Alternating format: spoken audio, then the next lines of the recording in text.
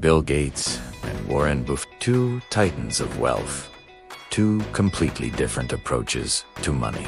But who actually uses their billions smarter? Let's find out. What if I told you the world's richest people don't just sit on their cash? They have master plans for every single dollar. Let's start with Bill Gates, the tech visionary who put a computer on every desk. But what happened after he stepped away from Microsoft? He didn't just retire.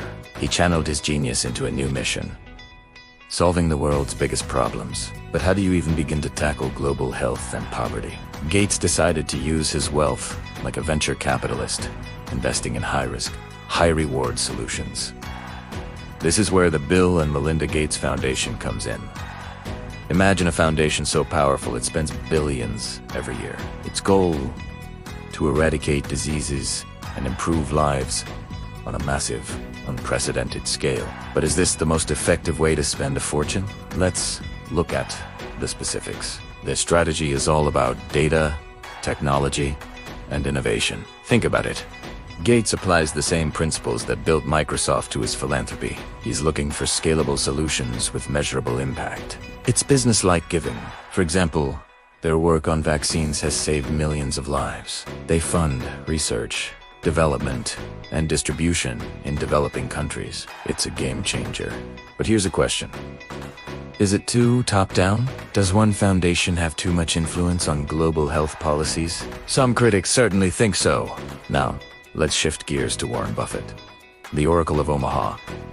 His approach to wealth is legendary, but his plan for giving it away is even more radical. Buffett is famous for his simple, value investing philosophy: buy great companies at a fair price and hold them forever.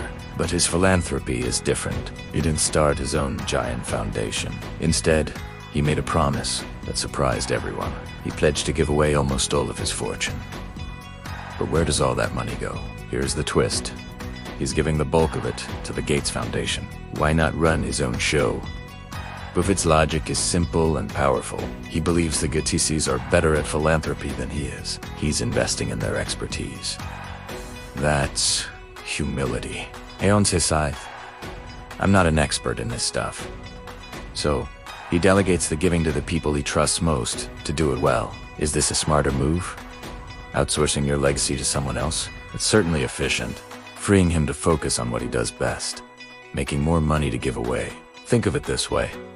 Buffett is the ultimate value investor, even in charity. He found the best management team for his money and went all in. Now, let's compare their lifestyles. Bill Gates lives well, but his focus is clearly on his foundation's work. He's deeply involved in every project. His days are packed with meetings with scientists, world leaders, and field experts. He's hands-on, leveraging his intellect and connections for the greater good. Warren Buffett, on the other hand, lives a famously modest life. Same house since 1958. Same simple breakfast. His personal spending is incredibly low. Does living frugally make his approach better? He maximizes the amount he can eventually give away. Every dollar saved is another dollar for charity. This is a key difference. Gates uses his active brain power to direct his philanthropy now.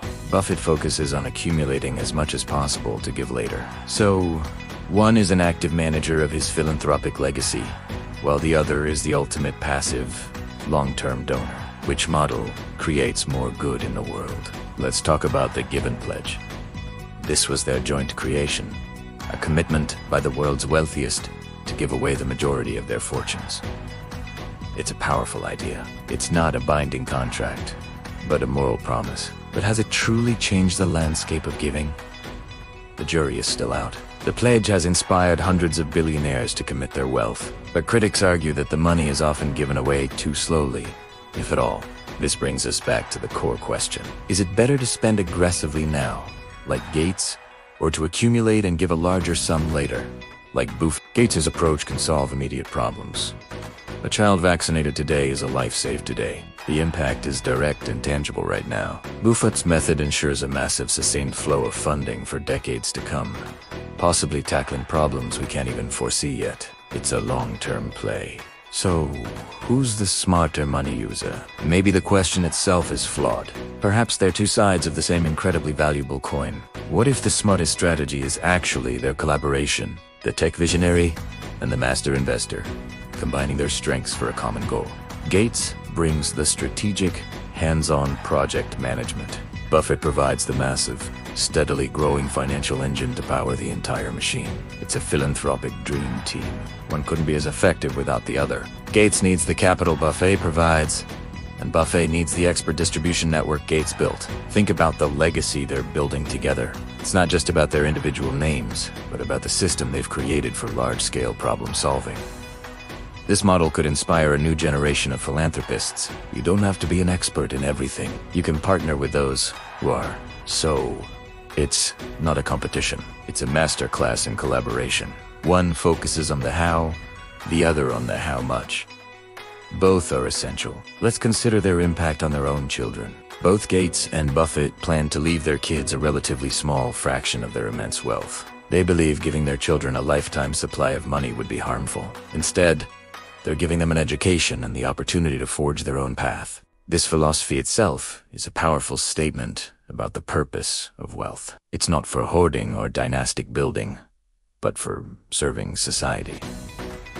So, Gates versus Buffett. Maybe the real winner is humanity. Their combined efforts are tackling some of the most difficult challenges we face as a species, from polio eradication to agricultural innovation and gender equality.